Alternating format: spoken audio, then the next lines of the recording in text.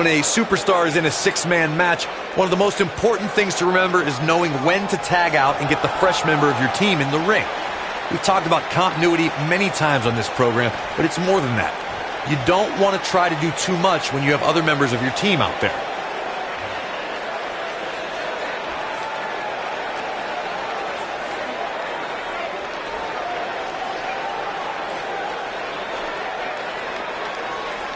Corey, you spoke about when a superstar is in six-man action and how crucial it is that they have the presence of mind to realize when they need to tag out. Not everyone who competes as part of a six-man team has the ability to do that. We've seen many times over the years that a superstar's inability to do that has cost their team the match. We've also seen over the years that not all superstars play well with others. Some competitors are so dedicated to singles careers that when they are put in a six-man team, they become a bit lost. That's when a mistake could be made, and it could be very costly.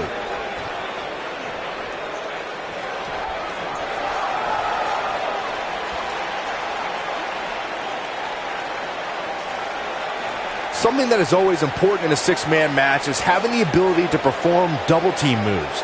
One of the things that successful six-man teams try and execute are double-team moves, and then have the third team member perform a signature or finishing maneuver to deliver maximum impact to an opponent.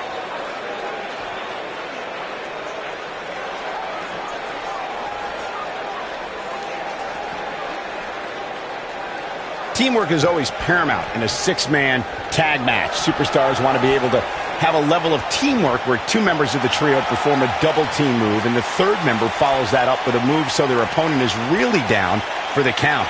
The key is to deliver the maximum amount of punishment to your opponent in the least amount of time. You have until the referee's count of 5. It's not like you have all day in the ring, but if your team of 3 can deliver that type of offense, your trio will be in good shape.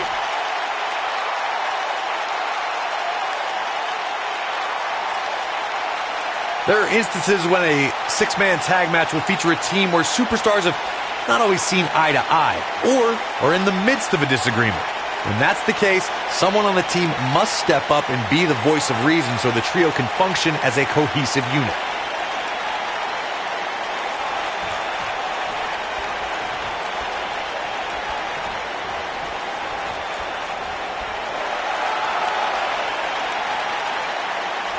Corey, earlier you talked about what needs to happen when members of a six-man team have differences or had differences in the past. If the team can't find a way to get on the same page, they will not last very long. Someone on the team has to step up and make sure for at least that match, everyone on the team can work together. That's easier said than done. Just because superstars might be favorites of the WWE Universe or have a common enemy, that doesn't mean they'll get along. It also doesn't mean that any past issues will magically go away. In this business, people have long memories, so if someone sees an issue on their team, they need to resolve it right away.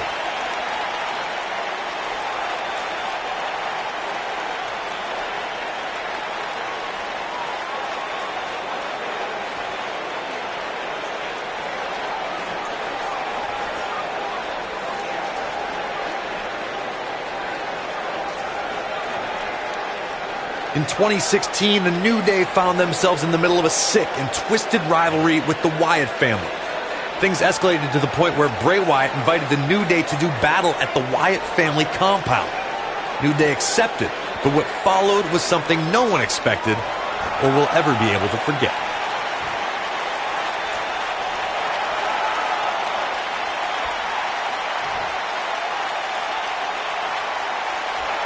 Corey, we've talked about six-man tag matches, and earlier you talked about one that caught the attention of the entire sports entertainment world. The New Day fought for survival amongst the darkness of the Wyatt family compound in a battle where pickaxes and cinder blocks were used as weapons and automobiles were used as battering rams. The New Day versus the Wyatts at the Wyatt family compound was not your traditional six-man tag match, but it showed what can happen when issues between factions can't be resolved through a sanctioned WWE match. I'll tell you what, none of the men who fought in that conflict will ever be the same.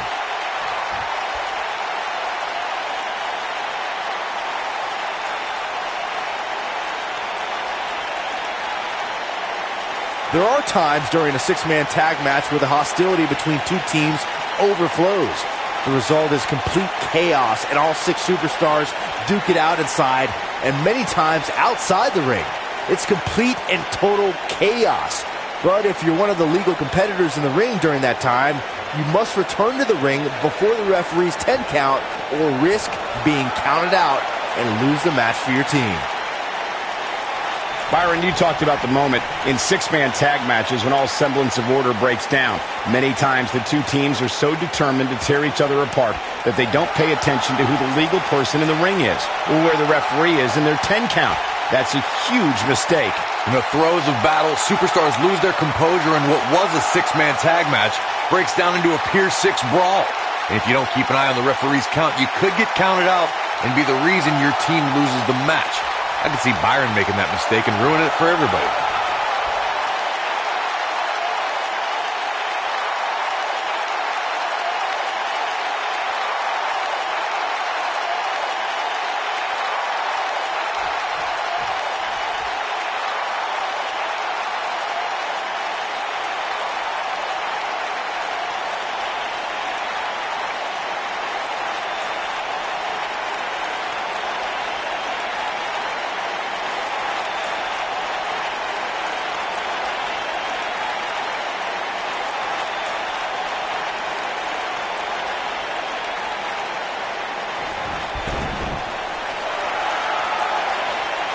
Over time, there have been various types of 6-man teams that have been successful.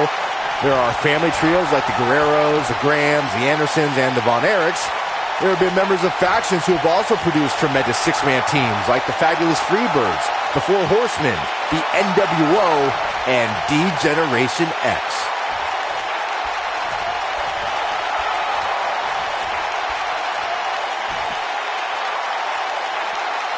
Byron, you mentioned some families and groups that created incredible 6-man teams. Talking more about factions, don't forget about the likes of the Hart Foundation, Evolution, the Wyatt family, the Shield, and the New Day. These are only some of the trios who had unbelievable matches against a variety of adversaries. If we're talking about 3-man teams, I need to shout out one of the baddest trios of all time who held the World 6-Man Championship on a number of occasions. I'm talking about the American Dream, Dusty Rhodes, and the Road Warriors. When the Dream put on the face paint, you knew it was going to be a bad night for their opponents. Boom! Nailed it. Ooh, what impact.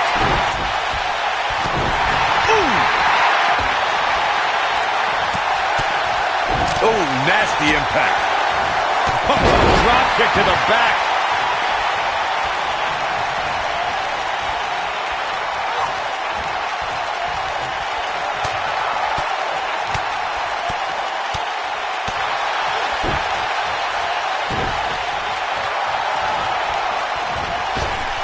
What a boot! Talk about having the living hell beat out of you. Man, I'm not used to seeing this.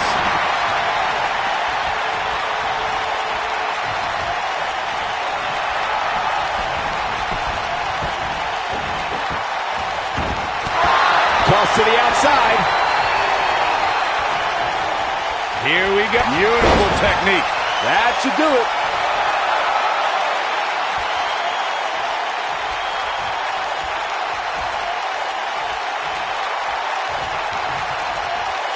There are times during a 6-man tag match where the hostility between two teams overflows. The result is complete chaos, and all 6 superstars duke it out inside and many times outside the ring. It's complete and total chaos. But if you're one of the legal competitors in the ring during that time, you must return to the ring before the referee's 10 count or risk being counted out and lose the match for your team. Byron, you talked about the moment in 6-man tag matches when all semblance of order breaks down. Many times the two teams are so determined to tear each other apart that they don't pay attention to who the legal person in the ring is or where the referee is in their 10 count. That's a huge mistake. In the throes of battle, superstars lose their composure in what was a 6-man tag. Double underhook applied. Up and face buster. That's how you put an exclamation point on the end of a match, guys.